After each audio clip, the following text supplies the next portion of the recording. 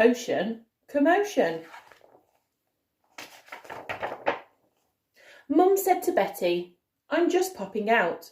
Please stay indoors. There's a dragon about. As soon as I'm back, I shall cook a nice stew. Then she hopped on her broomstick and whoosh! Off she flew. Cooking looks easy, said Betty alone. I'll make us a tasty dish all on my own. I'll put in the things that I most like to eat. Mum will be thrilled. It will turn out a treat. So into the cauldron went strawberry jam, pizza and ice cream, and slices of ham. Ooh.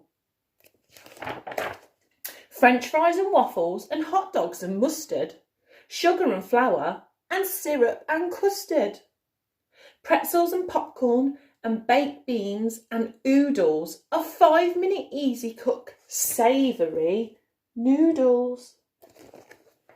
Next in the cauldron went 3 kinds of cheese and a good shake of pepper, which made Betty sneeze. Achoo! Ooh. 2 bags of crisps were the last thing to fetch up in Betty's mad mixture together with ketchup. There, she declared, brushing flour off her dress. I've made just the teeniest, weeniest mess. Now for Mum's cooking spell. How does it go? Is it bubble? Is it babble? Or, yes, I know. Hubble, bubble, boil and brew. Cook me up in a nice, tasty stew. The cooking pot started to simmer and steam. Amazing, said Betty. It worked like a dream. But something was odd, to Betty's surprise. The bubbling brew was beginning to rise. It boiled and it roiled and it rose even more. Then it poured from the cauldron all over the floor. Yikes, said Betty as she reached for the mop. But Mum's got a spell that'll soon make it stop. It's kindly stop cooking. No, stop little pot. Is it cauldron on? Stop bubbling. Oh dear, I forgot. The brew had gone balmy, what a hullabaloo. Soon the whole cottage was filled with goo.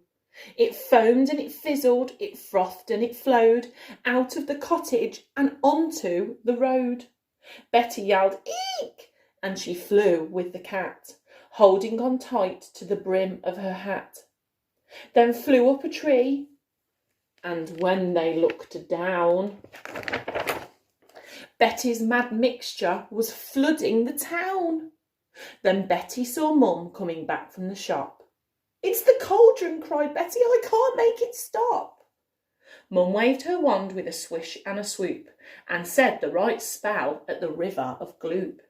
Cauldron no more, boil and bubble. Thank you kindly for your trouble.